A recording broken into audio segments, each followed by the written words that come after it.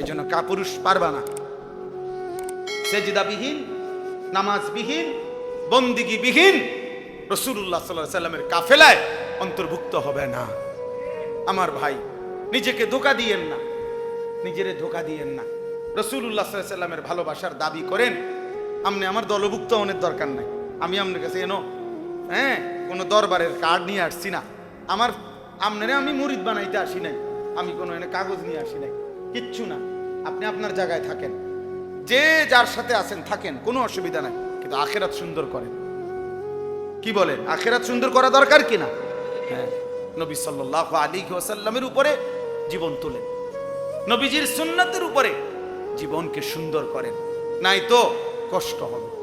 ভালোবাসার দাবিতে যদি অনুসরণ না থাকে, সেই ভালোবাসা মিথ্যা প্রমাণিত হয়। এটা একেবারে বিশ্বাস করেন, এটা ঠেলাঠেলির কথা না।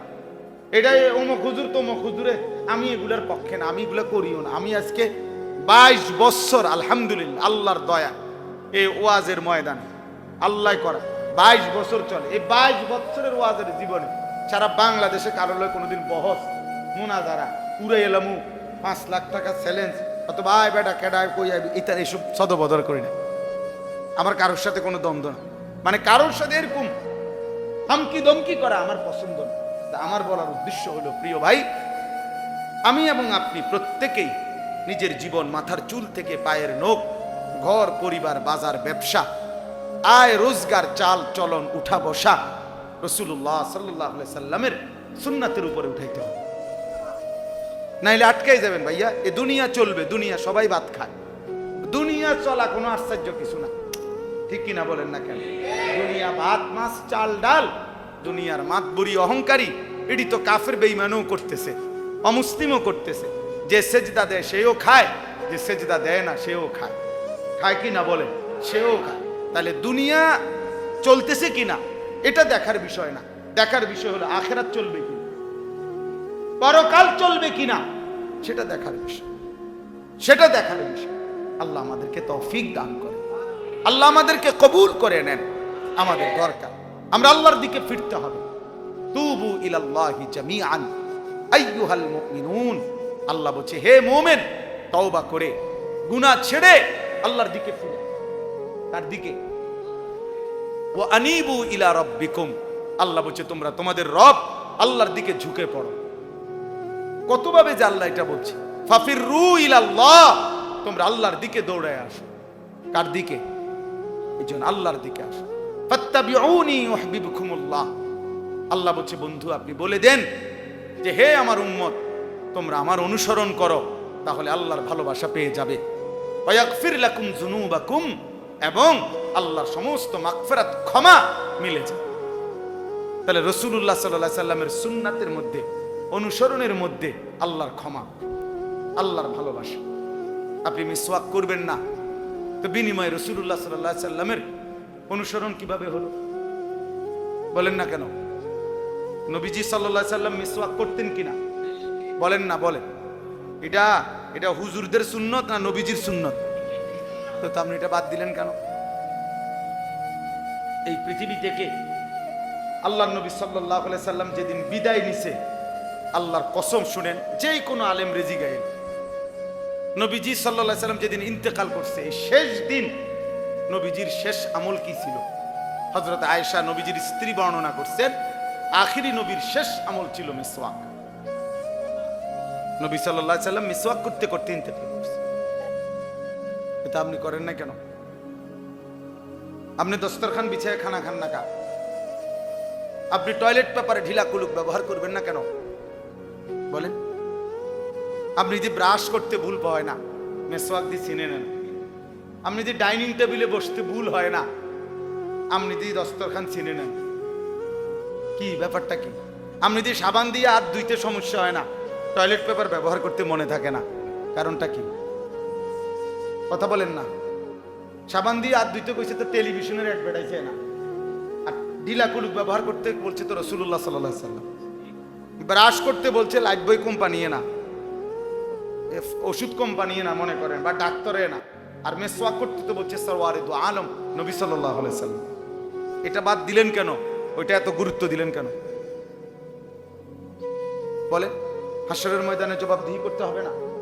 বলেন না বাবা, বলেন। ছেলে ভাই তোমরা বলো ভাই, নবী সাল্লাল্লাহু আলাইহি সাল্লামের সুপারিশ মানে কি? মামুর বাড়ি? হ্যাঁ, সুপারিশ মানে কি? আপনি কি মনে করছেন আপনার শ্বশুর বাড়ি হাসরের মাঠ যে আপনি যাবেন আর সুপারিশ করবে না? নবী এটা বলছে।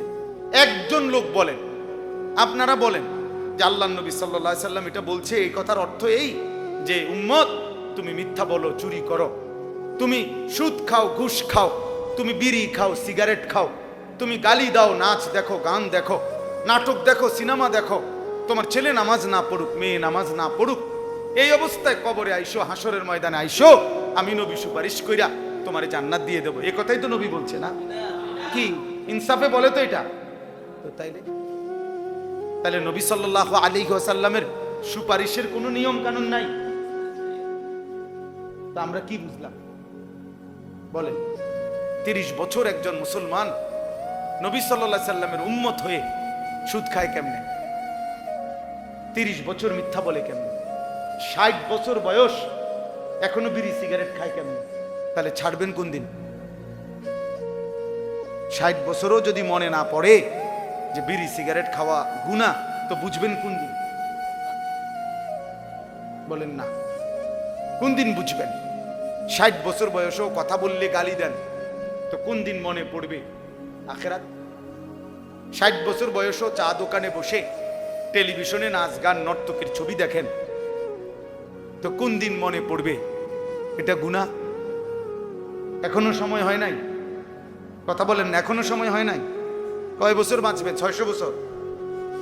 তো তাইলে বলেন না চাচা, কি অর্থ থাকতে পারে আমাদের? 365 দিন খোদার একটা বছরে আপনার ছেলেটা 16 বছর 18 বছর একদিনও ফজরের নামাজ পড়ে না, এটা মানুষের বাচ্চা? এটা মুসলমানের বাচ্চা? মুসলমানের বাচ্চা এত নিকৃষ্ট হবে? 365 দিন কি মামুলি কথা? 365 দিন একদিনও নামাজ পড়বে না, ফজরের নামাজ? কি ভাই, বিবেক কি বলে? ইনসাফ কি বলে? আখিরাত মামুলি মনে করছেন, জান্নাত মনে করছেন 2টা রুম আর একটা বারিন্দা, মনে মসজিদে টিয়া 20,000 দিলে 4টা ফ্যান দিছে, বেহেশত, বুঝেন না? 2 কাতার টাইলস দিছে, বেহেশত। বেহেশত আর কি, এত বেশি কিতা? বেহেশত হলো 2টা রুম আর একটা বারান্দা, এটারই তো কয় বেহেশত নাকি? তাইলে এত বড় বিস্তীর্ণ বেহেশত আখিরাত আপনি মামুলি 10,000 টাকা দিয়ে নিয়ে নিবেন, 20,000 টাকা দিয়ে নিয়ে নিবেন? বলেন কি? তো নবী সাল্লাল্লাহু আলাইহি সাল্লাম 23 বছর তাইলে কেন রক্ত ঝরাইলেন? কেন পেটে পাথর বাঁধলেন? বলেন, একটা ছেলে বলো বাবা, আমার এই শেষ কথা মনে রাখো, প্রত্যেককেই মনে রাখো বাপ, তোমার আমার নবী সাল্লাল্লাহু আলাইহি সাল্লাম আমাদের প্রত্যেকের আমলনামা দেখবে, নবীজির সামনে সেটা খোলা হবে, তিনি নিজে দেখবেন, নবীজি দেখে বলবেন, উম্মত দিনের পর দিন, বছরের পর বছর, মাসের পর মাস তোমার নামে ফজরের নামাজ নাই, আজীবন তুমি সুদ খাইছো, ঘুষ খাইছো, মিথ্যা বলছো, নারী দেখছো, ছবি দেখছো, নাটক দেখছো, সিনেমা দেখছো, উলঙ্গ নাচ নর্তকীর ছবি দেখেছো, ঘরের কেউ বিবি বাচ্চা নামাজি না, সুদ ঘুষ মিথ্যা হারাম নাফরমানিতে ভরা উম্মত, এভাবেই 30 বছর। খোদার কসম আমরা কিতাবে পড়ছি, আল্লাহ নবী বহু উম্মতের এরকম গুনায় ভরা আমল নামা দেখে নবী চোখের পানি ফেলবেন, নবীজি কাঁদবেন, আর নবী সাল্লাল্লাহু আলাইহি সাল্লাম বলবেন, উম্মত বলো, আমি যে তায়েফের ময়দানে পাথরের আঘাতে সমস্ত দেহ রক্তাক্ত হয়েছি, এই কি তার বিনিময়? হ্যাঁ, আমি যে 14 দিন খন্দকের যুদ্ধে মাটি খনন করতে গিয়ে পেটে 2টা পাথর ভাঙছিলাম ক্ষুধার কষ্টে, এই তার বিনিময়? হ্যাঁ, আমি যে উহুদের ময়দানে দান দান শহীদ করে রক্ত মাখা শরীর নিয়ে পড়েছিলাম বেহুশ হয়ে, এই বিনিময়ের? আমার ঘরের চুলায় হাদিসে স্পষ্ট আছে, নবীজির ঘরের চুলায় 3 মাস, কসম আল্লাহর, 3 মাস লাগাতার কোনো রান্না করা খাবার নবীজি খান নাই, চুলায় আগুন জ্বলে নাই, নবী বলবেন, তাহলে উম্মত 3 মাসের এই ক্ষুধার্ত জীবন বিনিময়ে এই আমল নামা, তুমি আমার এত বড় বেইজ্জতি কেমনে করলা? এত বড় শ্রেষ্ঠ নবীর শ্রেষ্ঠ উম্মত হয়ে আমি এটা আল্লাহর সামনে কেমনে সুপারিশ করবো? এটা কেমনে দেখাম? সুপারিশ তো বন্ধু আবেদন, সুপারিশ তো আবেদন, সুপারিশ মানে গ্রহণ না। গ্রহণ তো করবে কে? ফায়সালা দেবে কে? সিদ্ধান্ত দেবে কে? নাজাত দেবে কে? মুক্তি দেবে কে? জান্নাত দেবে কে? নবী তো সুপারিশ করবেন, আবেদন করবেন। আবেদন আবেদন করবে না তো? তো সেই সুপারিশটা কেমনে করবে? নবী বলবেন, উম্মত আমি এটা কেমনে দেবো? এই জন্য এত তামসা মনে করেন না।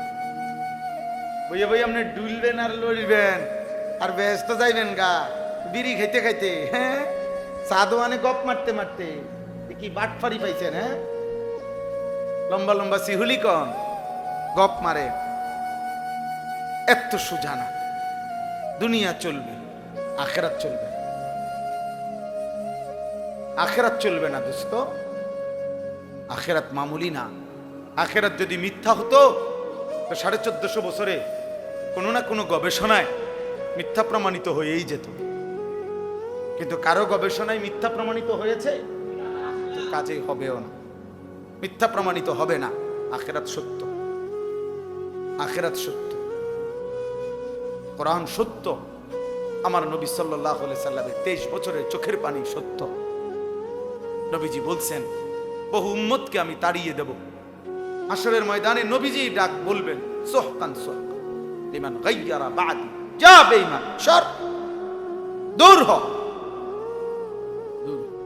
কাজে আপনি আমার জন্য দোয়া করেন, আমি আপনার জন্য দোয়া। চলেন মিলেমিশে সবাই আল্লাহকে রাজি করি। রাসূলুল্লাহ সাল্লাল্লাহু আলাইহি সাল্লামের সুন্নাতের উপরে জীবন চলে। এখানে এই একটা আয়াতেই আপনারা জানেন ঘটনা, আমি শুধু ঘটনা বলতে চাই না। হাবিল এবং কাবিলের ঘটনা, কোরবানির ঘটনায় একটা কথা শুধু মূলনীতি আমি বলার জন্যই পড়ছিলাম। আল্লাহ বলছেন, ইন্নামা ইয়াতাকাব্বালুল্লাহু মিনাল মুত্তাকিন। এই কথাটাই বলে শেষ। আল্লাহ তাআলা বলছেন, নিশ্চয়ই আল্লাহ তাআলা ইবাদত কবুল করেন মুত্তাকিদের। তাকওয়ার সাথে যারা জীবন কাটায় তাদের ইবাদতই আল্লাহ কেবল কবুল করে থাকেন।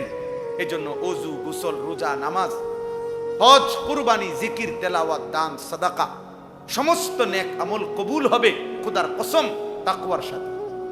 কিসের সাথে বলেন না? কিসের সাথে? মুত্তাকি, মুত্তাকি হইতে হবে, মিনাল মুত্তাকিন। তাকওয়ার সাথে মানে কি? তাকওয়ার সাথে মানে হলো গুনাহ থেকে মুক্ত থেকে। একেবারে সব তাফসীর। নামাজ হইতে হবে গুনাহমুক্ত, রোজা হইতে হবে গুনাহমুক্ত, জিকির হইতে হবে গুনাহমুক্ত, দুরূদ শরীফ হইতে হবে গুনাহমুক্ত, তেলাওয়াত হইতে হবে গুনাহমুক্ত, দান সদকা হইতে হবে গুনাহমুক্ত, কোরবানি হইতে হবে গুনাহমুক্ত। সুদের টাকা দিয়ে কোরবানি হবে না, ঘুষের টাকা দিয়ে কোরবানি হবে না, কিস্তির টাকায় কোরবানি হবে না, হ্যাঁ, ওজনে কম দিয়া বাটপারি করে টাকায় কোরবানি হবে না। একেবারে দৈন্তান্ন একার না, কোনো মর্দিনান্ন না। কি দৈন্তান্ন? দৈন্তান্ন হবে না, হবে না। হারাম খোরের কোরবানি হয় না, হারাম খোরের কোনো বন্দিগিও কবুল হয় না। এই জন্য গুনাহ থেকে মুক্ত। ইন্নামা ইয়াতাকাব্বালুল্লাহু মিনাল মুত্তাকিন। বারবার কথা এটা কোরআনে আছে, ওয়াত্তাকুনি ইয়া উলিল আলবাব। আল্লাহ বলছে, হে বিবেকবান, তাকওয়া অবলম্বন করো। ইত্তাকুল্লাহ, হে ঈমানদার, তাকওয়া অবলম্বন করো, তাকওয়া অবলম্বন। ওয়া মান ইয়াত্তাকিল্লাহ ইয়া আইয়ুহান নাবিয়্যু ইত্তাকিল্লাহ ইয়া আইয়ুহান নাসুত্তাকু রাব্বাকুম। কতবার যে কোরআনে কথা আছে, শত শতবার। ইত্তাকুল্লাহ, ইত্তাকুল্লাহ, তাকওয়া, তাকওয়া। শুরুতেই বলে নিছে সূরা বাকারাতে, হুদাল্লিল মুত্তাকিন। আমার এই কোরআন মুত্তাকিদের জন্য হেদায়েত। গুনাহমুক্ত জীবন, গুনাহমুক্ত জীবন। এজন্য যুবক, গুনাহ থেকে বাঁচো। বয়স্ক বাবা, আল্লাহর নাফরমানি থেকে ফিরেন। হাশরের ময়দানকে মামুর বাড়ি মনে করেন না, এটা আমাদের শ্বশুর বাড়ি না, হাসরের ময়দান লম্বা সফর, লম্বা সফর। একদিন হাসরের ময়দানে কোরআন শরীফে আছে আল্লাহ বলছে 50,000 বছর। কয় হাজার বছর? প্রিয় ভাই শোনো, এটা বুঝতে শিখো। যদি দুনিয়ার মোবাইল, ফেসবুক, ইউটিউবের কথা তোমার যদি এতটা বিশ্বাস হয়, তো রবের কোরআনের কথা বিশ্বাস হবে না কেন? রাসূলুল্লাহ সাল্লাল্লাহু আলাইহি সাল্লাম বলছেন ফুলসিরাত 30,000 বছরের রাস্তা। নবী বলছেন না? হাদিসের মধ্যে আছে কবরের জিন্দেগি, মুহাদ্দিসিনে কেরাম বলে সর্বশেষ যেই ব্যক্তি কবরে যাবে হতে পারে তাকেও 40,000 বছর কবরে থাকতে হবে। তা আপনি বলেন তো, যে আবু জাহেল যে ছিল নবীজির যুগে, কাফের, নাম শুনছেন না সবাই?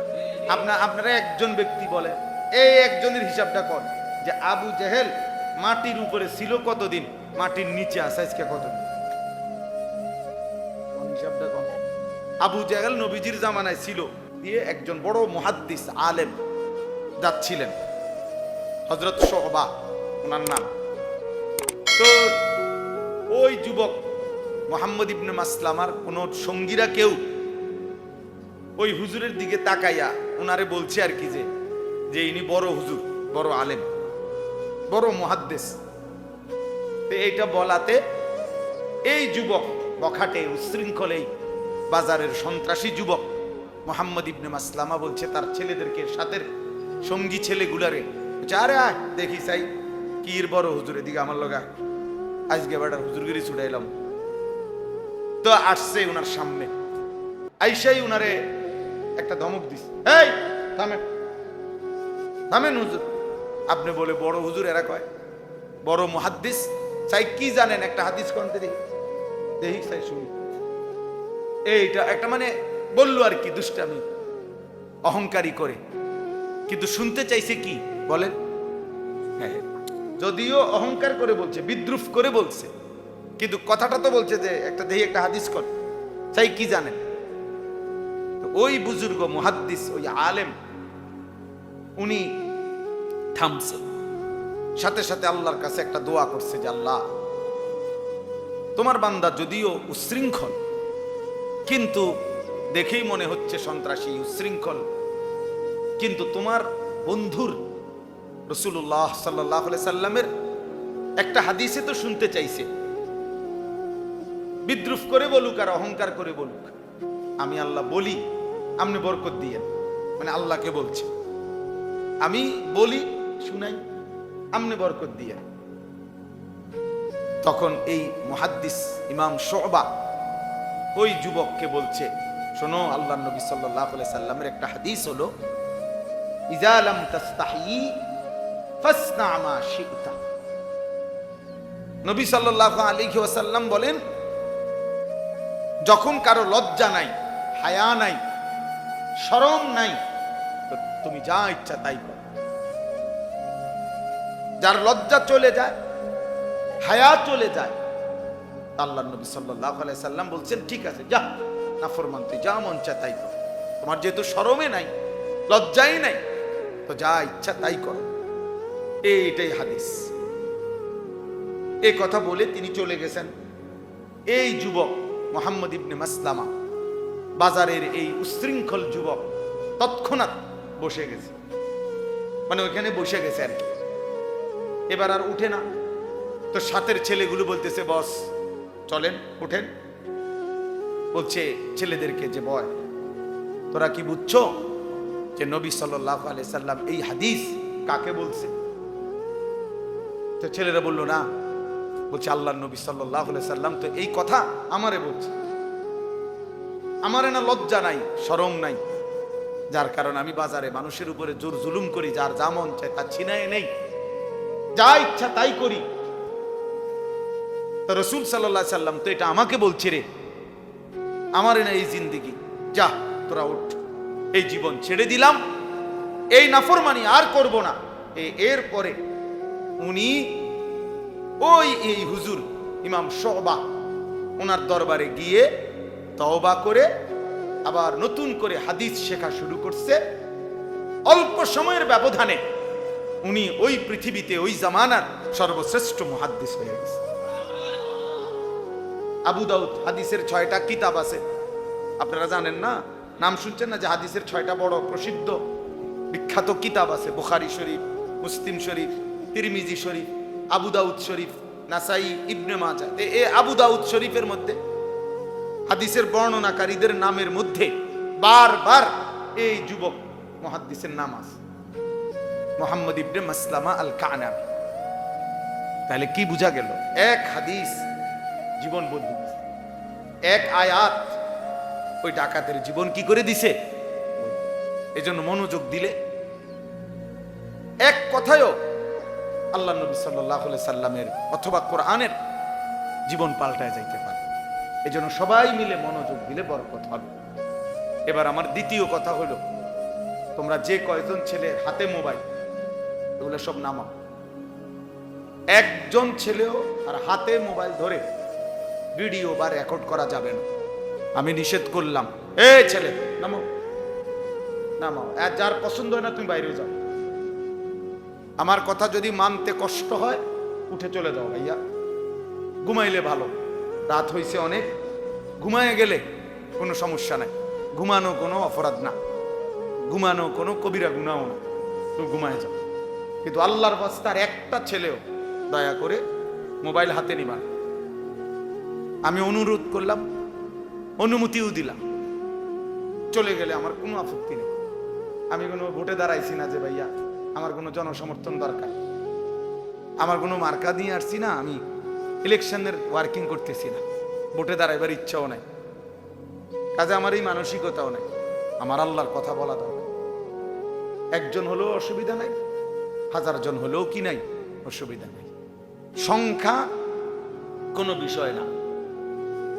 সফলতা কিংবা ব্যর্থতা সংখ্যার মধ্যে নয়, আল্লাহ গ্রহণ করার মধ্যে। আল্লাহ গ্রহণ করার মধ্যে। কোরআনুল কারীমের মধ্যে আছে, সূরা ইয়াসিনের মধ্যে 3 জন রাসূল, সূরা ইয়াসিনে একটা ঘটনা আছে, অদরিব লাহুম মাসালান আসহাবাল কারইয়া ইদ জাআহাল মুরসালুন। এখানে একটা ঘটনা আছে। এই ঘটনা হলো এই যে 3 জন রাসূল আমাদের নবীর আগে আল্লাহ প্রেরণ করেছেন একটি এলাকায়। একটি এলাকার মানুষকে 3 জন রাসূল দিন রাত আল্লাহর দ্বীনের দাওয়াত দিছে, কালেমার দাওয়াত দিছে। বিনিময়ে এই 3 জন রাসূলের হাতে পুরা সময়ে কালেমা পড়ে ইমানদার হইছে কেবল একজন। কয়জন? একজনই ইমানদার হইছে, সির্ফ একজন। ওয়াজা মিন আকসাল মাদিনাতি রাজুলুন, একজন লোক। তাইলে বলেন 3 জন রাসূলের দিন রাত আল্লাহর দিকে দাওয়াতের বিনিময়ে ঈমানওয়ালা হইল একজন। তাহলে এটা কি ওনাদের ব্যর্থতা? কথা বলেন না কেন? ব্যর্থ ওনারা? এজন্য সংখ্যা কোনো বিষয় না, একজন না 1000 জন এটা কোনো দেখার বিষয় না। আল্লাহর দ্বীনের কথা বলতে পারা, আল্লাহর দ্বীনের কথা শুনতে পারা, আল্লাহর দ্বীনের কথার আয়োজন করা, দ্বীনের যেই কোনো ফিকির করা, এটাই সৌভাগ্য, এটাই সওয়াব, এটাই নেকি। এখানে সংখ্যা কোনো কি নয়, বিবেচ্য নয়। পরিচিতিও কোনো দরকারি কিছু না। সবাই চিনলে সফল, সব মানুষ না চিনলে ব্যর্থ, এটাও না। এটাও কোরআন সুন্নাহ নাই।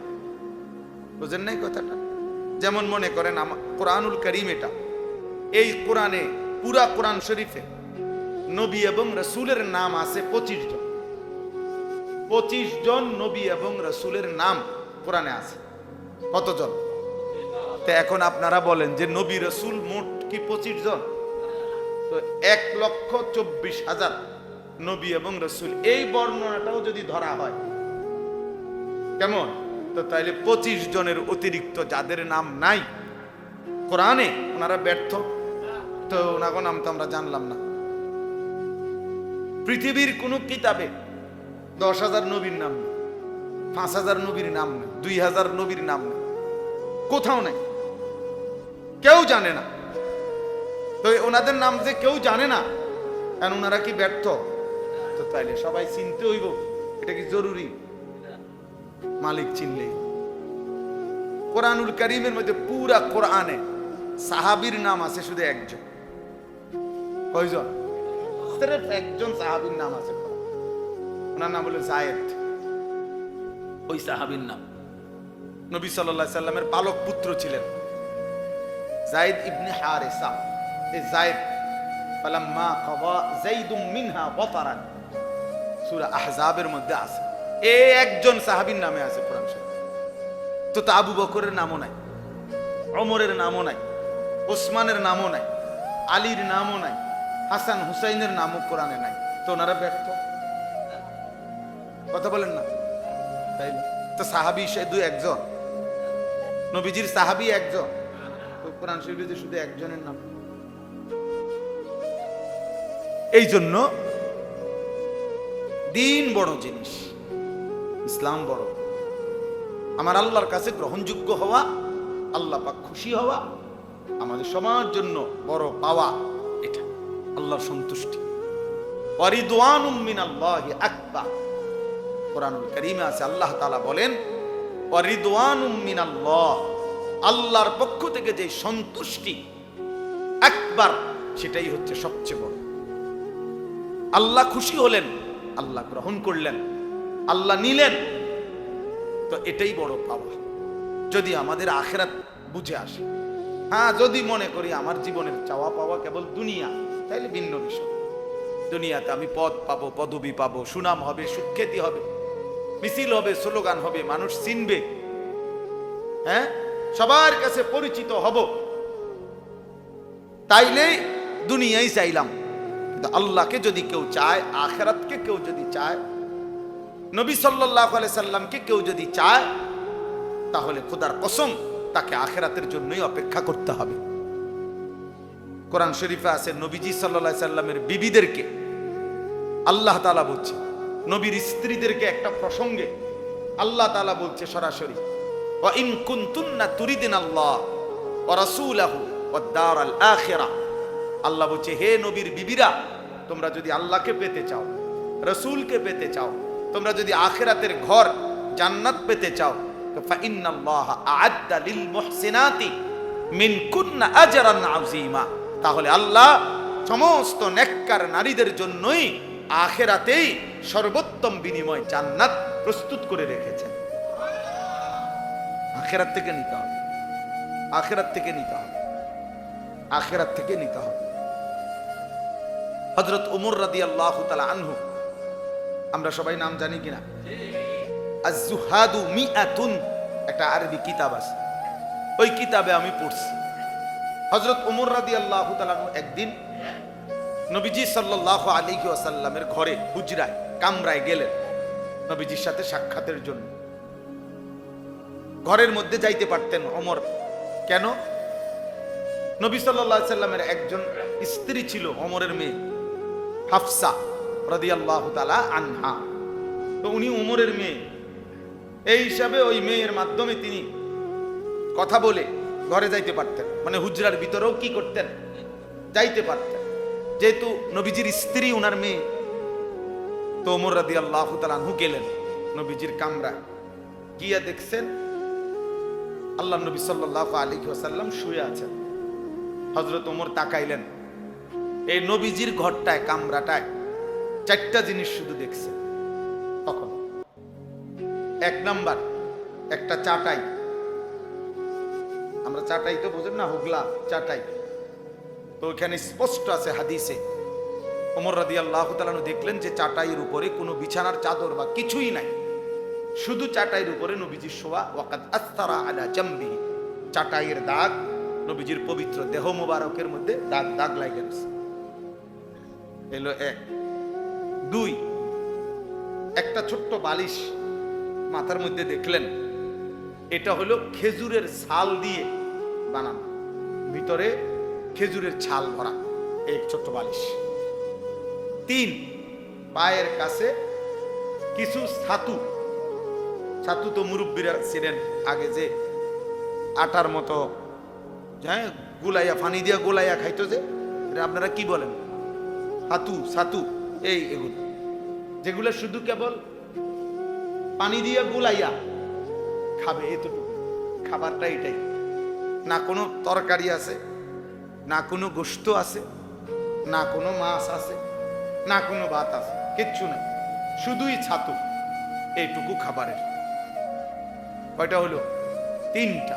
4 নাম্বার হলো মাথার উপরে দেখছেন একটা চামড়া, একটা শুকানো চামড়া ঝুলানো, কোনো একটা বকরির চামড়া। কেন সেটা? সেটার মধ্যে বিছায়া নামাজ পড়বে। এই 4টা জিনিস।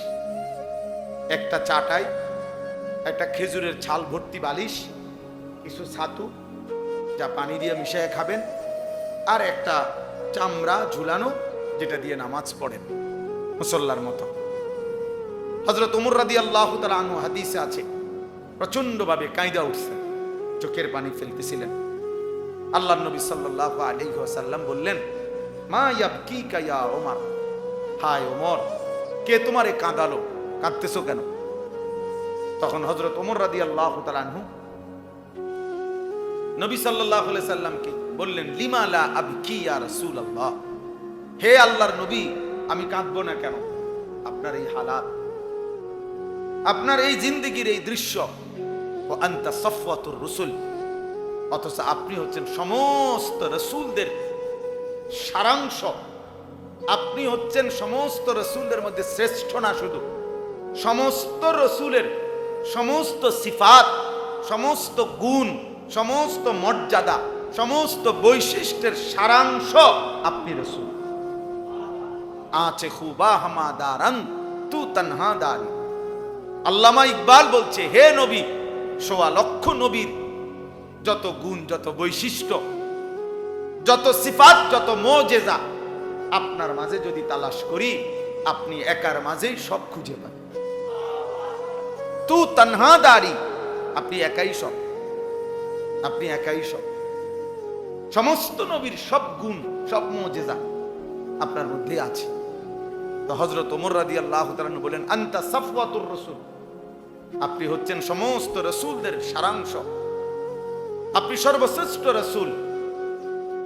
আর আপনার এই হালাত, আপনার ঘরের এই জীর্ণ শীর্ণ দশা, ওয়াল কিসরা ওয়াল কাইসার ইয়ালবাসুনাল হারির ওয়াদ দিবাজ, এবং যারা রোমের বাদশা, পারস্যের বাদশা, তিনি বললেন তারা রেশমি পোশাক, রেশমি জামা, রেশমি বিছানার মধ্যে তারা ঘুমায়, তাদের বিছানা, তাদের পোশাক রেশমের তৈরি। আর আপনার এই জীর্ণ শীর্ণ হালাত দেখে, অথচ আপনি শ্রেষ্ঠ, আপনি আল্লাহর সবচেয়ে প্রিয়, আপনি মাহবুব, আমি এই দৃশ্য দেখে কাঁদবো না কেন? এই বলে কাঁদতেছিলেন। এই তখন বাপ, যুবক ভাই, তোমাদেরকেও বলি, ছেলেরা, আমার প্রিয় ভাই, তুমি হাতে ধরে ইসলামকে ফেলে দিলা, দ্বীনকে ফেলে দিলা। তোমরা জানো না কত বড় শ্রেষ্ঠতম নিয়ামত তোমরা হাতে ইচ্ছা করে ছুঁড়ে ফেলো। তোমরা যারা নিজেদের চুল বেঈমানের মতো রাখছো ভাইয়া, তোমরা ইচ্ছা করে শ্রেষ্ঠতম ধর্ম ইসলামকে প্রত্যাখ্যান করলাম। তোমরা যারা 1 ওয়াক্ত নামাজ পড়ো না, আমার প্রিয় ভাই, তুমি ইচ্ছা করে নিজের হাতে নিজের সবচেয়ে বড় সফলতাটা ছুঁড়ে ফেলে দিলে, ছুঁড়ে ফেলে দিলে। তুমি জানো না তুমি কি পরিমাণ বোকামি করছো।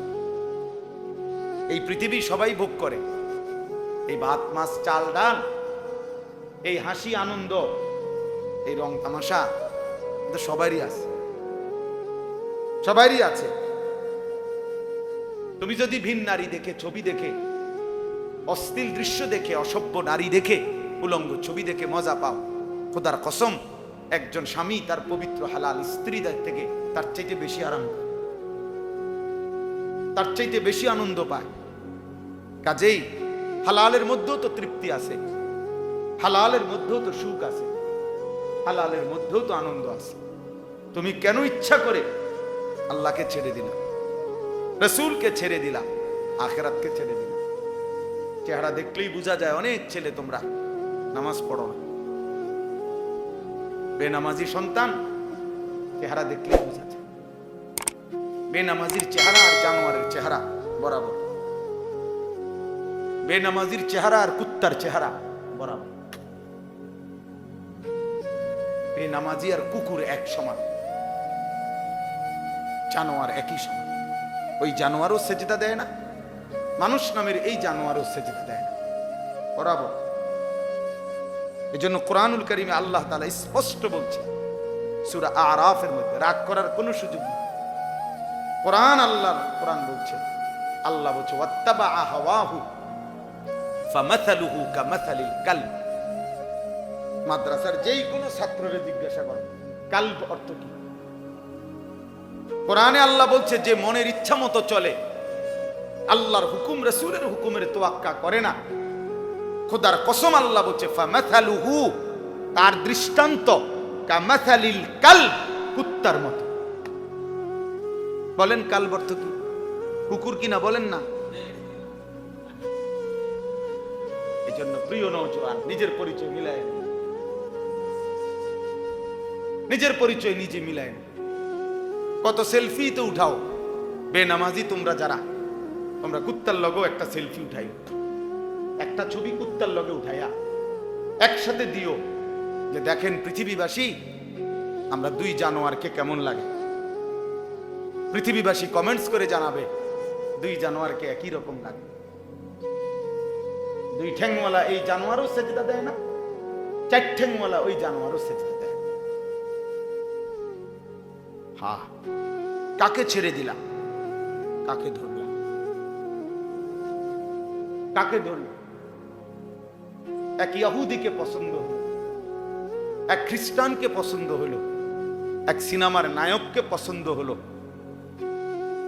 এক ফুটবলের খেলোয়াড়কে পছন্দ হলো, এক ক্রিকেটের খেলোয়াড়কে পছন্দ হলো, এক সর্বশ্রেষ্ঠ রাসূলকে পছন্দ হলো। ওহো, এর চাইতে বড় লানত, এর চাইতে বড় অভিশাপ বেটা তোর জীবনে আর কিচ্ছু হইতে পারে। তোর ওই জিন্দেগি ব্যর্থ জিন্দেগি বেটা, তোর ওই জীবন অভিশাপ বেটা, লানত তোর জীবনের উপরে বেটা, লানত তোর জিন্দেগির। যেই ছেলে নামাজ পড়ো না, তোর উপরে আল্লাহর লানত, লানত তোর উপরে বেটা, খোদার লানত তোর উপরে। কেন সেজদা দিবি না? ফরমান, তোর মালিক তোরে বানায় নাই, তোর মালিক তোরে খাওয়ায় না, তোর মালিক তোরে পড়ায় না, সেজদা দিবি না কেন? বেঈমান মানুষ না কুত্তা, বলো নিজেরে বেটা। কোরআনুল কারীমের মধ্যে আছে, ওই ঈমানদার বলছে ওয়ামা লিয়া লা আ'বুদুল্লাযী ফাতারানি, সূরা ইয়াসিনে আছে না এটা? ওই ঈমানদার ব্যক্তি বলছে আমি আল্লাহর ইবাদত কেন করব না, যিনি আমাকে সৃষ্টি করেছেন। পুরা জাতি জিজ্ঞাসা করেছে আমাদের সমস্ত লোক এর বিপরীতে, তুমি কেন ঈমান আনলা আল্লাহর প্রতি, তুমি কেন আল্লাহকে সিজদা করো? তো কোরআন শরীফে আছে সূরা ইয়াসিনে, ওই ঈমানদার ব্যক্তি একজন, পুরা জাতি তখন মুশরিক, তখন সে একাই বলছে ওমা লিয়া লা আ'বুদুল্লাযী ফাতারানি, হে আমার জাতি, যিনি আমাকে সৃষ্টি করেছেন আমি তার ইবাদত কেন করব না, তাকে সিজদা দেব না কেন, তার গোলামি করব না কেন? কি কারণ থাকতে পারে? ওই আল্লাহকে কেন সিজদা দেব না? ওয়া ইলাইহি তুরজাউন। বাহ, ওই ঈমানদার বলছে শুধু সৃষ্টি করেছেন এমন না, বলেছেন হে আমার জাতি শুনো, সকলকেই তো আমাদের সেই আল্লাহর কাছেই ফিরে যেতে হবে। একে তো তিনি সৃষ্টি করেও যদি ছেড়ে দিতেন, তাইলে তো একটা কথা ছিল যে বানাইয়া ছেড়ে দিছে, আর খবরও নাই, আর নিতও না। আমার মতে আমি খাইয়া টাইয়া পেশাব পায়খানা করে একসময় মইরা সিত্তিয়া কি করে গেলাম, মাটির সাথে মিশে গেলাম, হারায়ে গেলাম, হাড্ডি মাংস গোশত রক্ত সব শেষ। এটা তো কাফেরের কথা, ঠিক কিনা বলেন না কেন? কিন্তু আমরা মুমিন, আমরা বিশ্বাস করি কিনা যে আমাদেরকে আল্লাহর কাছে ফিরতে হবে? বলো না ভাইয়া, ছেলে তোমরা বলো ভাই, তো সেজদা দাও না কেন, নামাজ পড়ো না কেন? আমি দাঁড় করাই বেনামাজি, এখন দাঁড় করাই, আরে অসভ্য এখন দাঁড় করাই, তোরে দেখলেই তো চিনা যায় বেটা, মানুষ না জানোয়ার, এটা তো দেখলেই চিনা যায়। মুসলমান না বেঈমানের পছন্দসই, চুল দেখলেই তো বোঝা যায় বেটা যে আল্লাহকে পছন্দ করো না বেঈমানকে পছন্দ করো। তো চুল দেখলেই চিনা যায় বেটা। আহা, দুর্ভাগ্য তোমাদের, দুর্ভাগ্য। মালিকই চিনলাম। ওই বাপও বদনসিব যে বাপ তার সন্তানকে আল্লাহ চিনাইতে পারল না। দুর্ভাগা ওই বাপ, দুর্ভাগা না চাচা? ওই বাপও দুর্ভাগা যে বাপ তার সন্তানকে আখিরাত চিনাইতে পারল, আল্লাহ চিনাইতে পারলো না, রসুল চিনাইতে পারল। কি পরিমাণ সুন্দর ছিলেন নবী সাল্লাল্লাহু আলাইহি সাল্লাম, কি পরিমাণ সুন্দর ছিলেন। এক সাহাবীকে জিজ্ঞাসা করছে, হে সাহাবী, আপনি বলেন নবী কেমন ছিলেন? তিনি বলছেন, ওয়াসিমুল ওয়াজ, তিনি এমন ছিলেন যাকে একবার দেখলে আবার দেখতে মন চায়, দ্বিতীয়বার দেখলে প্রথমবারের চাইতে আরো সুন্দর মনে হয়। যত তারে দেখি ততই নতুন নতুন সুন্দর লাগে, এমন যিনি তিনি আমার রাসূল সাল্লাল্লাহু আলাইহি ওয়াসাল্লাম। আরেক সাহাবীকে বলছেন, আপনি বলেন নবী দেখতে কেমন ছিলেন? ওই সাহাবী বলছেন, কাসিমুল ওয়াজ, অর্থ হইল তিনি ছিলেন এমন যার প্রত্যেকটি অঙ্গ আলাদা আলাদা দেখলে মনে হতো সর্বশ্রেষ্ঠ সুন্দর, সারা অঙ্গ একসাথে দেখলেও মনে হইতো সর্বশ্রেষ্ঠ সুন্দর। তার চোখও আলাদা সুন্দর, কানও আলাদা সুন্দর, তার হাতও আলাদা সুন্দর, তার পুরা দেহও আলাদা সুন্দর। এক মানুষে দেখবেন যত সুন্দর মানুষই হোক, যত সুন্দরী নারী হোক, কারো হয়তো চেহারা খুব সুন্দর কিন্তু আঙ্গুল ছোট বড়, পায়ের আঙ্গুল একটু অন্যরকম, মানে একটা না একটা ত্রুটি আছে, কোনো না কোনো একটা কি আছে, ত্রুটি আছে। আল্লাহ তাআলা নবী সাল্লাল্লাহু আলাইহি সাল্লামের পবিত্র দেহ মোবারককে এভাবে বানিয়েছেন যে তার প্রত্যেক অঙ্গ আলাদা আলাদাও সর্বশ্রেষ্ঠ, সারা অঙ্গ একসাথে সর্বশ্রেষ্ঠ। দিন মারা গেছে, নিহত হয়েছে, তাহলে মাটির উপরে ছিল, নাহলে 60-70 বছর। কথা বলেন না, মাটির নিচে আজকে কত বছর? 1450 বছর। ওমা, নবীজির থেকে এখন 1450 বছরের বেশি না? এই বছর হলো কত? 1446 হিজরি। তো 1446 হিজরি এখন, মানে নবীজি সাল্লাল্লাহু আলাইহি সাল্লাম মক্কা থেকে মদিনায় যে হিজরত করে গেছেন, এরপর থেকে এখন পর্যন্ত হইছে 1446 বছর রানী। তাইলে এর 6 মাসের মাথায় বদরের যুদ্ধ হইছে। তাহলে বদরের যুদ্ধের দিন আবু জাহেল মারা গেছে। তাইলে 1445 বছর, 45 বছর ধরে সে তো কবরে আছে। তো মাটির উপরে ছিল কত? 1000 বছর, 600 বছর, 60-70 বছর। তাহলে মাটির উপরে তো সে 100 বছরও ছিল না, কিন্তু মাটির নিচে তো পড়ে আছে আজকে 1450 বছর। আরো কতদিন পরে কিয়ামত হবে, তো ততদিন কি কবরে পড়ে থাকতে হবে না? তো নূহ আলাইহিস সালামের জামানায় যারা পানিতে ডুবছে তারা আজকে কতদিন কবরে? ইব্রাহিম আলাইহিস সালামের জামানায় নমরুদ ওই বেঈমান আজকে কতদিন কবরে? ফেরাউন আজকে কতদিন কবরে? সাদ্দাত কারুন আজকে কতদিন কবরে? এই জন্য প্রিয় ভাই, তুমিও মনে রেখো, বাবা আপনিও মনে রেখেন, আমিও মনে রাখি যে মাটির উপরের চাইতে মাটির নিচেই থাকতে হবে বেশি। এটা তো একটা হিসাব দেখতেছি আমরা, আখিরাত তো পরে। দুনিয়াতে তো আমরা কবরের একটা হিসাব দেখলাম। আমাদের দাদার বাপ, কথার কথা প্রত্যেকের চিন্তা করেন যে আমাদের দাদার যিনি বাপ ছিল বা আমাগো দাদার যিনি দাদা ছিল, উনি মাটিতে ছিলেন কতদিন, মাটির নিচে আছেন কতদিন? বুঝেন নাই কথাটা? আমার হায়াত যদি হয় 44, তো আমার আব্বার হায়াত, তো আমার আব্বার আব্বা, তার আব্বা, তার আব্বা, তো উনি মারা গেছেন, তো তাহলে মাটিতে ছিল 60 বছর, 50 বছর, মাটির নিচে তো পড়ে আছে আজকে 300 বছর। এই জন্য আমরা প্রত্যেকেই উপরে বেশি থাকবো না কবরে? অতএব কদর করেন, আল্লাহ আমাদেরকে তৌফিক দেন, গুনাহমুক্ত জীবন গঠন করেন। যুবক ছেলেরা, তোমাদের কাছে বলি ভাই, আগামী দিনে ইনশাআল্লাহ মনে রাখো সারা পৃথিবী ব্যাপী ইমানের যুদ্ধ হবে, শুরু হয়ে গেছে। কুফরের যুদ্ধ, কুফরের বিরুদ্ধে মুমিন যুদ্ধ করবে। আর দেখার বিষয় হলো সেদিন আল্লাহ পাক রব্বুল আলামিন তোমারে নিবে কিনা দ্বীনের জন্য, কালেমার জন্য। সেজদাবিহীন, আল্লাহর গোলামি বিহীন তোমারে আল্লাহ নিবে না, বরং মুনাফিকদের কাতারে ফেলে রাখবে। বুঝা, তোরে লাগবে না, গত এত লম্বা সময় তুমি নাফরমান আমারে সেজদা দিতে পারলা না, যাও। এই জন্য আল্লাহ যেন আমাদের প্রত্যেককে আল্লাহর দ্বীনের জন্য, ইমাম মাহাদির জন্য কবুল করে নেয়। আজকের এই মাহফিল আল্লাহ তাআলা যেন কবুল করে।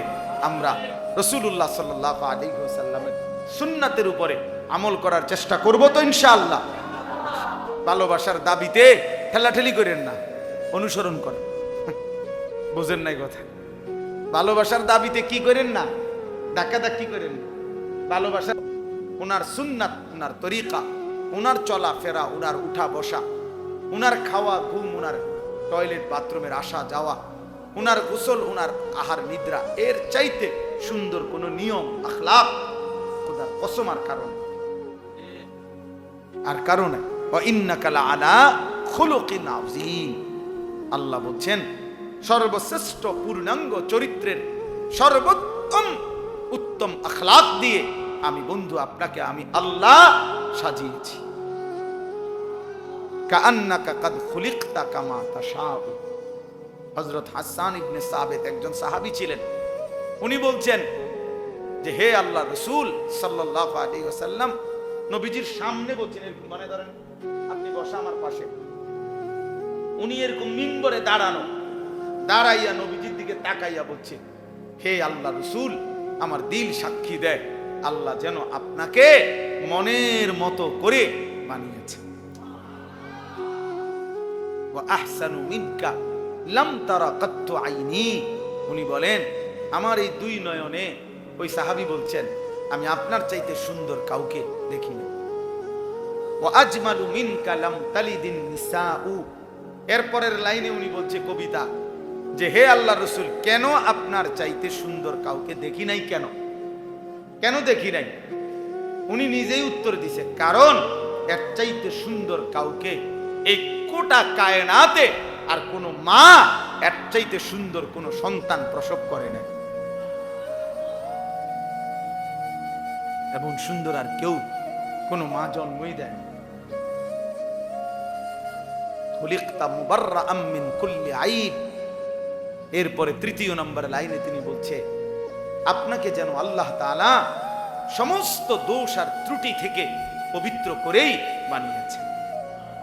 আমরা কিতাবে পড়ছি, উর্দু কিতাবে, যে আল্লাহ তাআলা গুনাহ, পাপ, ত্রুটি, মনে করেন অপরাধ, এগুলোকে আমাদের বেলায় বলছেন তোমরা পাপ করো না, গুনাহ করো না, নাফরমানি করো না, অবাধ্যতা করো না, বলছে কিনা?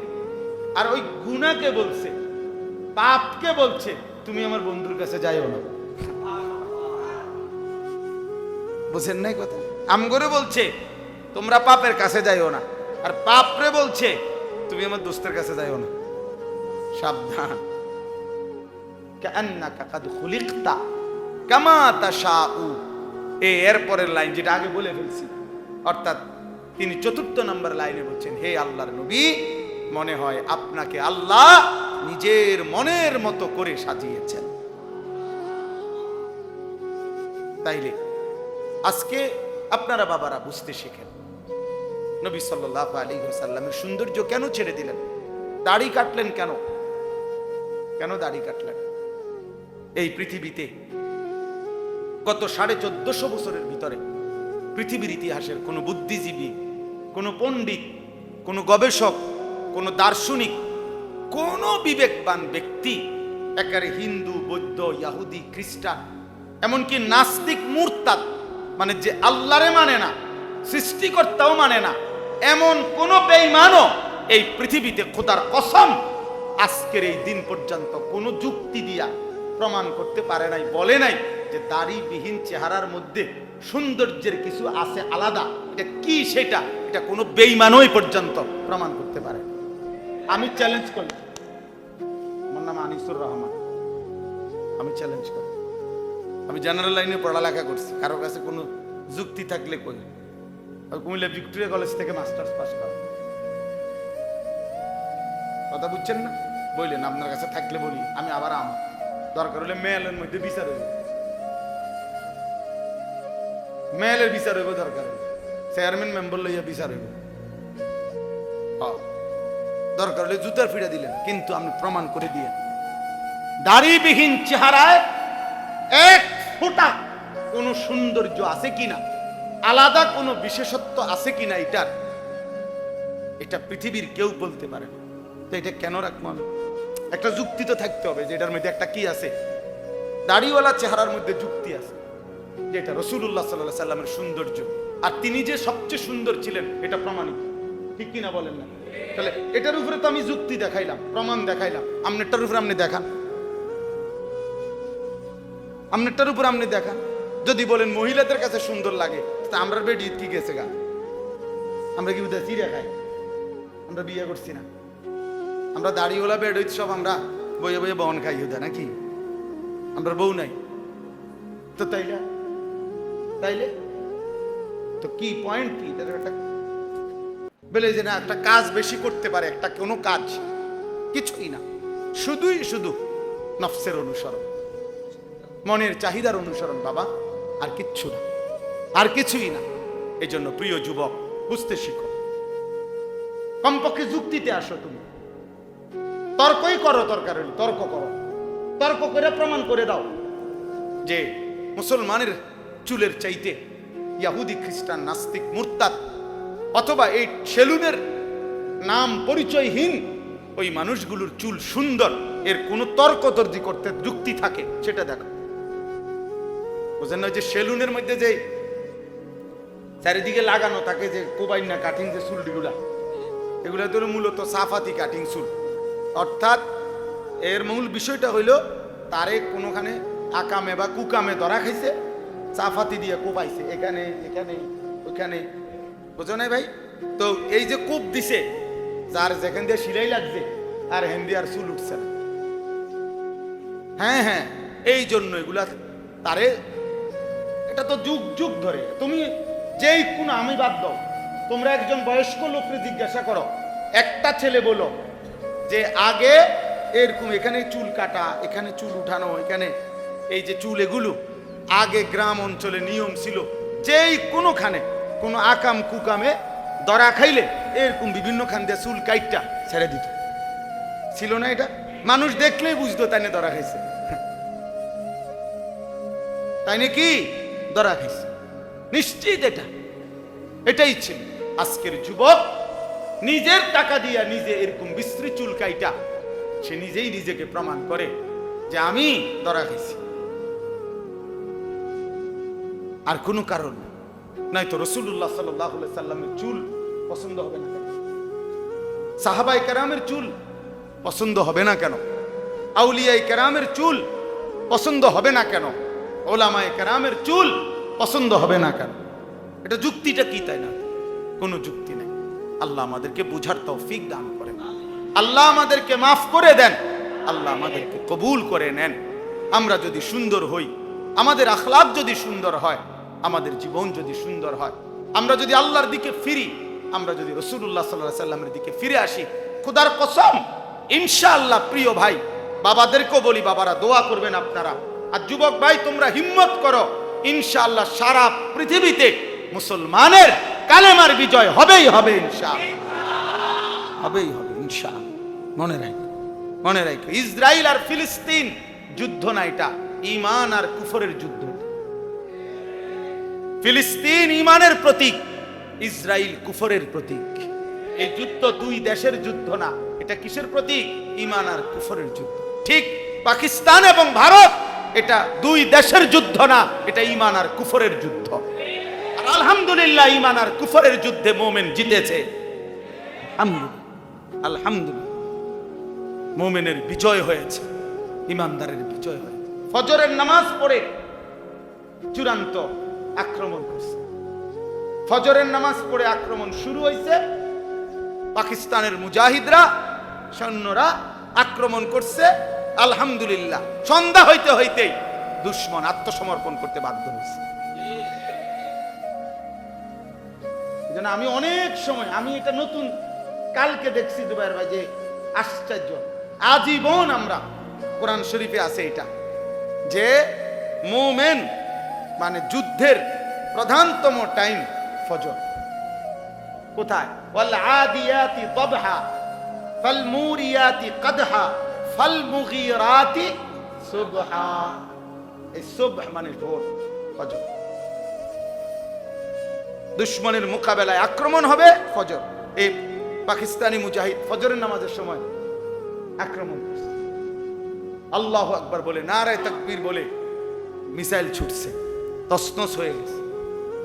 আজকে এত বছর ধরে না, হ্যাঁ, আমরা তো গত ফ্যাসিস্টের আমলে বুঝতেই পারি নাই।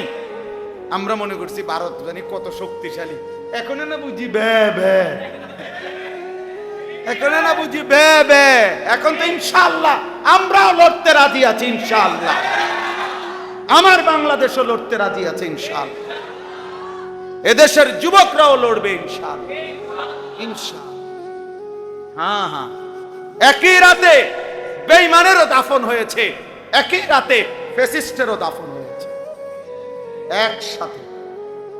এজন্য ইনশাআল্লাহ মনে রেখো ভাইয়া, বিজয় মুমিনের, বিজয় হবে কালেমার, বিজয় হবে ইসলামের। এ খুব দ্রুত দেখো ফিলিস্তিন ইনশাআল্লাহ একদিন বিজয়ের পতাকা উঠবে।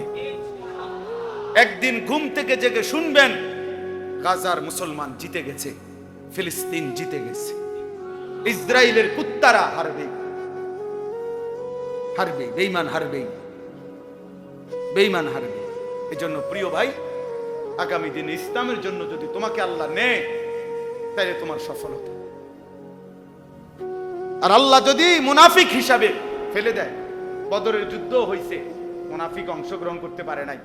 উহুদের যুদ্ধ মুসলমান যুদ্ধ করছে, মুনাফিক কি করতে পারে নাই? অংশগ্রহণ করতে পারে নাই। তাবুকের যুদ্ধ হয়েছে, মুসলমান বিজয় লাভ করছে, কিন্তু মুনাফিকরা কি করতে পারে নাই? অংশগ্রহণ করতে। দাবিতে একজন আরেকজনের লগে ঠেলাঠেলি করেন না, অনুসরণ করেন, অনুসরণ, আমল করেন, আমল আমল করেন। ইশকে রাসূলের দাবিতে, মহব্বতে রাসূলের দাবিতে আমল করেন, আমল আমল আমল হিসাব করেন। আল্লাহ আমাদেরকে তৌফিক দান করেন। সূরা ফাতিহা পড়েন। আউযু বিল্লাহি মিনাশ শাইতানির রাজীম। বিসমিল্লাহির রহমানির রহিম। আলহামদুলিল্লাহি রাব্বিল আলামিন। আর রহমানির রহিম। মালিকি ইয়াউমিদ্দিন।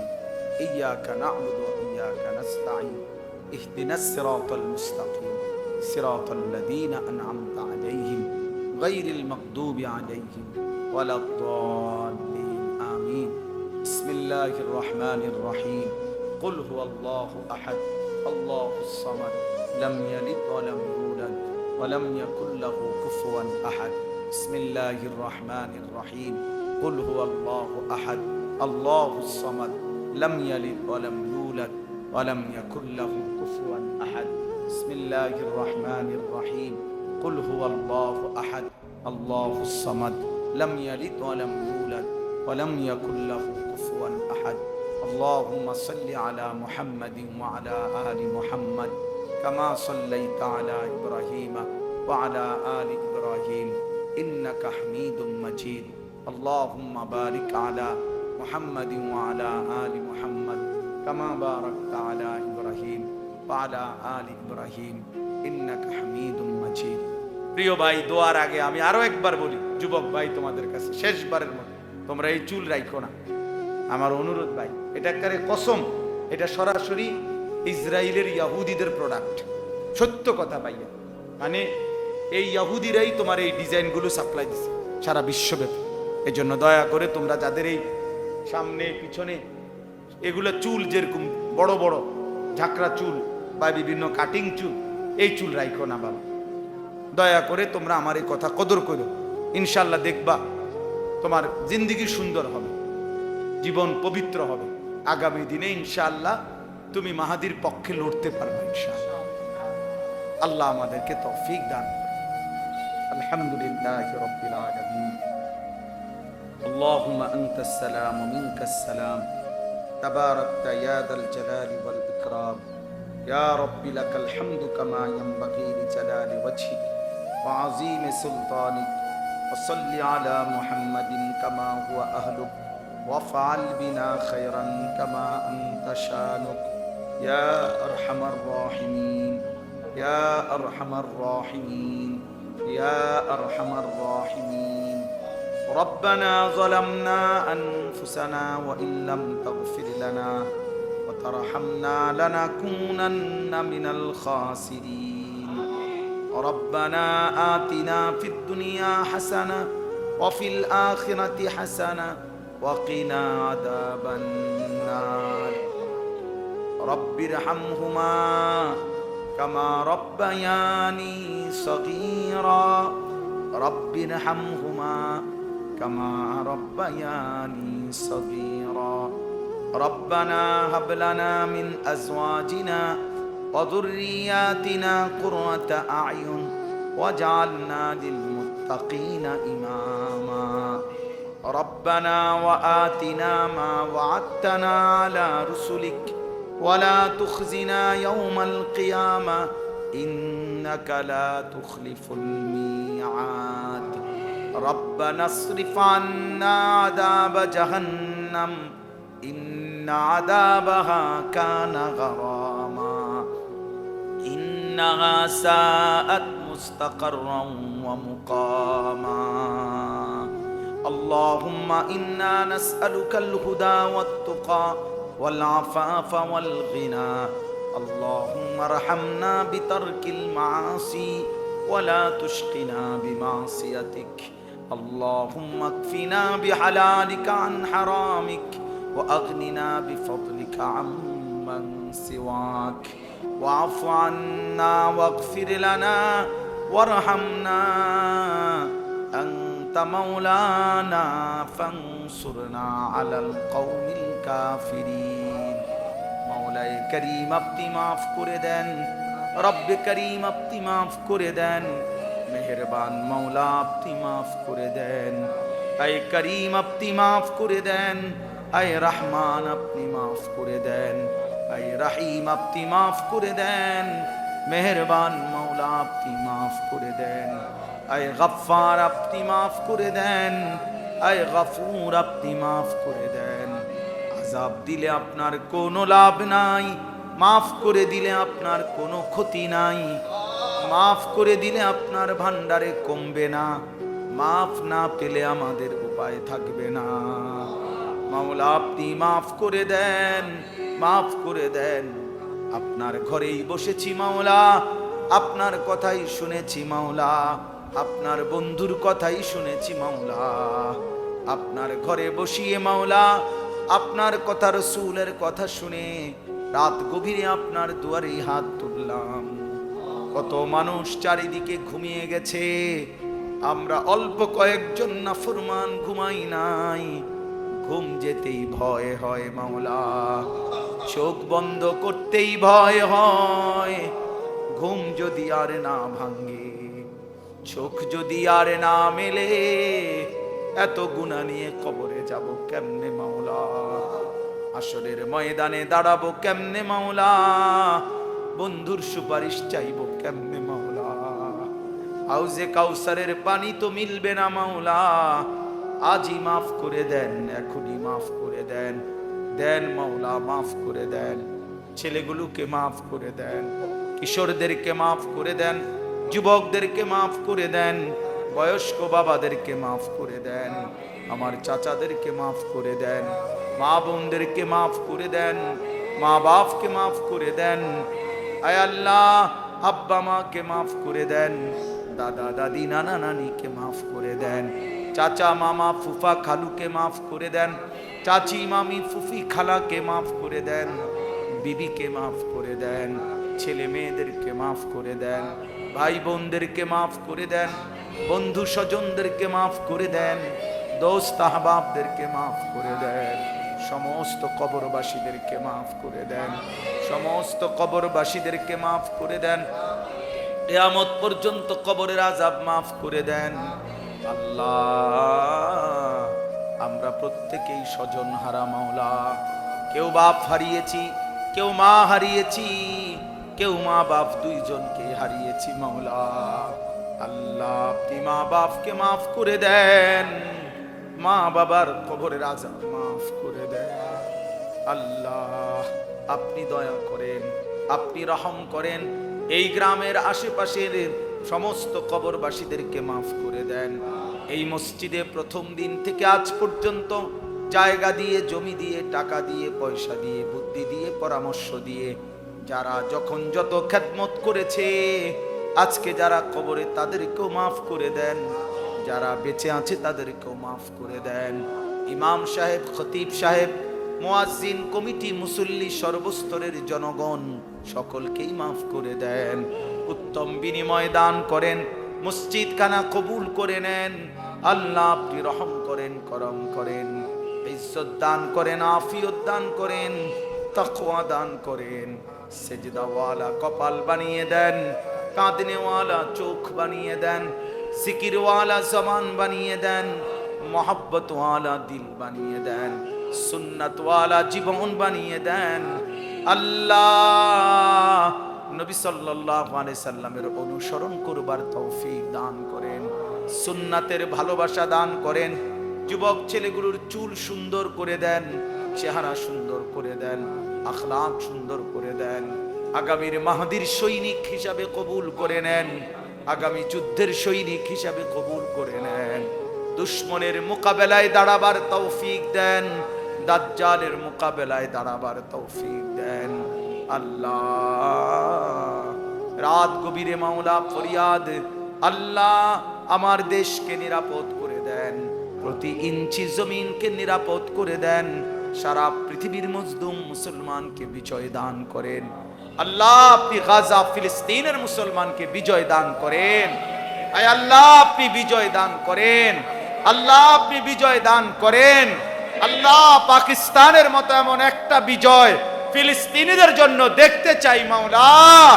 আয় করিম আপনি দেন মাওলা, মজলুমের হাসি দেখতে চাই মাওলা, গাজার হাসি দেখতে চাই মাওলা। ইসরায়েলের বেঈমানকে ধ্বংস করে দেন, ইসরায়েলের জালেমদেরকে ধ্বংস করে দেন, পৃথিবীর মানচিত্র থেকে মুছে দেন, জমিনের সীমানা থেকে মুছে দেন। আল্লাহ আল্লাহ আপনি আছেন মাওলা, আপনি রহমান মাওলা, আপনি কাহ্হার জব্বার মাওলা, আপনি আজিজ, আপনি আলা কুল্লি শাইইন কাদির। আপনি ফেরাউন নমরুদকে ধ্বংস করেছেন, আপনি নেতানিয়াহু ট্রাম্পকেও ধ্বংস করে দেন, আপনি ধ্বংস করে দেন, আপনি ধ্বংস করে দেন। আপনি মুমিনের বিজয় দান করেন, কালেমার বিজয় দান করেন, হকের বিজয় দান করেন। ইয়া রব্বা মুহাম্মদ উনসুর উম্মাতা মুহাম্মদ, ইয়া রব্বা মুহাম্মদ উনসুর উম্মাতা মুহাম্মদ। আল্লাহুম্মা আহলিক ইসরাঈল, اللهم اهلك إسرائيل، اللهم دمر إسرائيل، اللهم خرب إسرائيل، اللهم زلزل إسرائيل، اللهم افتح مسجد الأقصى، اللهم انصر مسجد الأقصى، اللهم ارحم مسجد الأقصى. رب ارحمهما كما ربياني صغيرا. سبحان ربك رب العزة عما يصفون.